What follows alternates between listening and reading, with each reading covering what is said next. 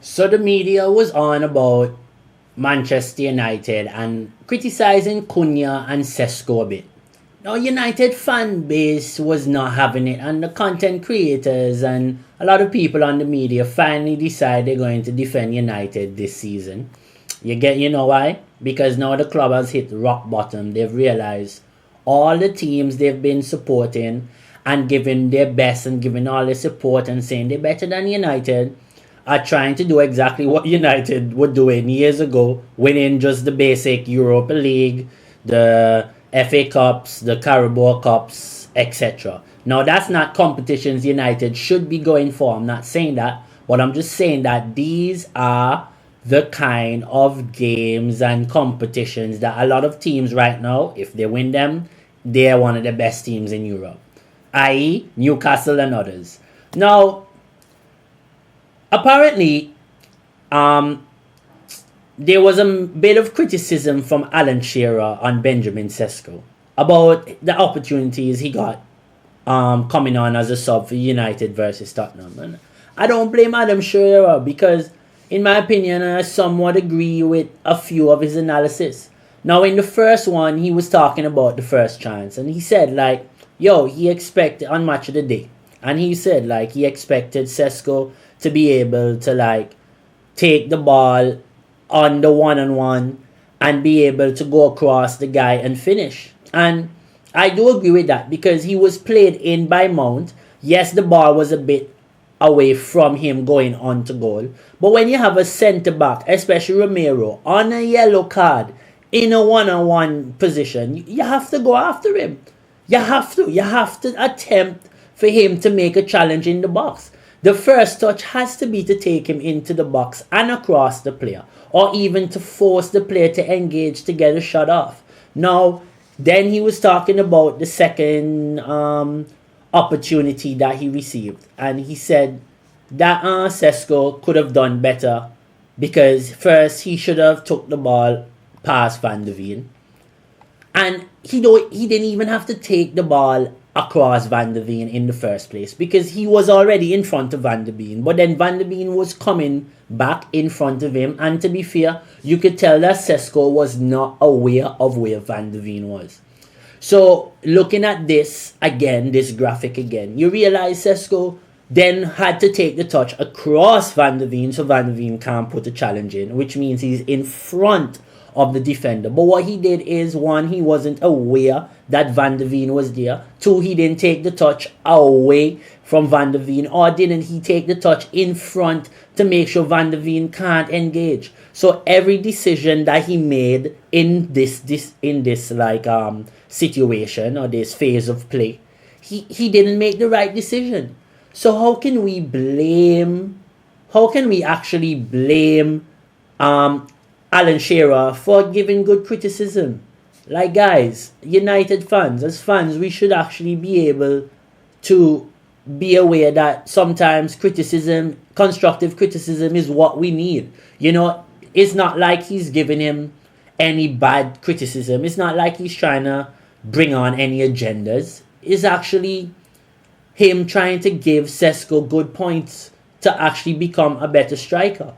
And he is a 22-year-old, and that is what the kind of detail you expect from Alan Shearer. That is constructive criticism. If Benjamin Sesko goes and watches that punditry, how much does he learn? A lot. He learns now in two different phases of play what a top striker would have done or what his options are. So now he can start to train those things. So now in the game, he won't be thinking about them too much because that criticism alone made him go think, which now activated his brain to go study what he needs to do. And then now when those moments come again, he'll be able to actually execute and do better. So United fans, we have to actually be thankful sometimes when these ex-players give constructive criticism. Now, Tony Cascarino from TalkSport, he was also talking a bit about United. And United fans also aren't having it because they're saying that his so-called analysis of Cunha was not accurate.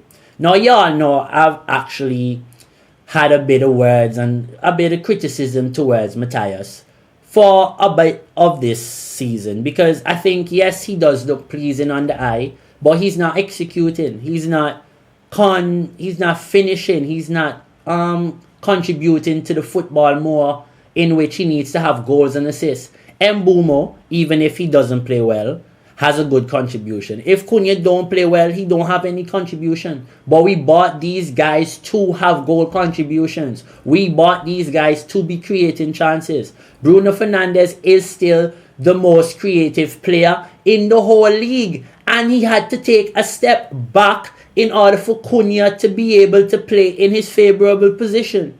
So we have to sometimes understand that the criticism is and can be constructive. But we as United fans need to realise that we have to be hard on these players in order for them to improve as well. There's no way that we can't find to have agendas, but the constructive criticism is important.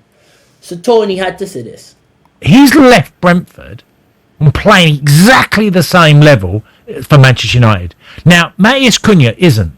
Matheus Cunha, there's been an exaggeration of how well he's done at Manchester United. He hasn't done that well. He's done okay, and yes, he adds, and if he can get back to what he was like at Wolves, but if you look at his goals for, one in the games he's played. But he looks good. He looks like he's doing all the right things. But it might come to be a very good signing. I'm still not sure if he'll ever reach the level of Wolves. Oh. Because he carries the ball from the halfway line to the 18-yard box and does it well and brings the team up the pitch. But I think there's, he was a lot more than that for Wolves. And he had a goal in one in two games for Wolves. So, what is wrong with that criticism? He's spot on. He's spot on. Let's be honest. Let's not forget the goals he was scoring for Wolves. Taking the ball, coming, cutting inside and putting it in the bottom corner. Finishing in all kind of positions that you won't expect people to score from. He scored some of the most goals from outside of the box. Him and Bruno Fernandes is leading that chart. He didn't do that at Man U. He have one goal. You know what I mean? There's people on there with 6 and 7 goals. So he's on there at the top with Bruno, which means he was scoring a lot of goals and bangers for Wolves. Now, I'm not saying he doesn't need the time to, maybe be able to play and be better and, kind of acclimatize to maybe the weather, because it's different. And also, be able to maybe be more impactful in a team that he is not the man. And maybe that is the reason why Bruno Fernandes is still creating the most chance, because maybe the team still flows through Bruno, i.e. it does, because he stands up in the middle of the pitch and he passes to everyone. But I'm just saying also, when you look at all that's going on, Cunha needs to do more for Manchester United. This is not me starting no agenda. I think he's a brilliant player. I would not buy anyone else in the league. Maybe a Semenyo, but I don't think in tight spaces he's the best. He needs a lot of room to run. Whereas in Cunha, you can drive the ball into any space and you give him space to run, he's dangerous. You know what I mean? So this is why I really like Matthias Cunha. But I'm saying he has to do a bit more. And if he can get into this picking up a bit of rhythm for Man United, especially with Mbeumo and Ahmad going, he has to hit form. And this is the reason why I think Ruben Amorim has been playing him even if he hasn't been in form. Because Mason Mount is in form and will always be in form. Once Mason Mount is fit, he will be good because he's a good football player. He does the right things. He works hard. He gets on the link up. He contributes. He will create chances if he has the right space. If the team's creating for Mason Mount to be creative, he will create. He will do the right things. He will play the right pass. He came on with not even playing a lot of football and created 2-3 chances in 15 minutes. So he was very much impactful in United being very dangerous against Spurs. And he's a player that knows the league. He's a player that's won big trophies. So we are in a good place, but Cunha needs to pick up form because this is the reason why we brought him in. He needs to be a bit more impactful with the goal contributions. But yes, as you all know, don't forget to like, share and subscribe. Please keep hitting the bell for notifications. Take care. Ciao.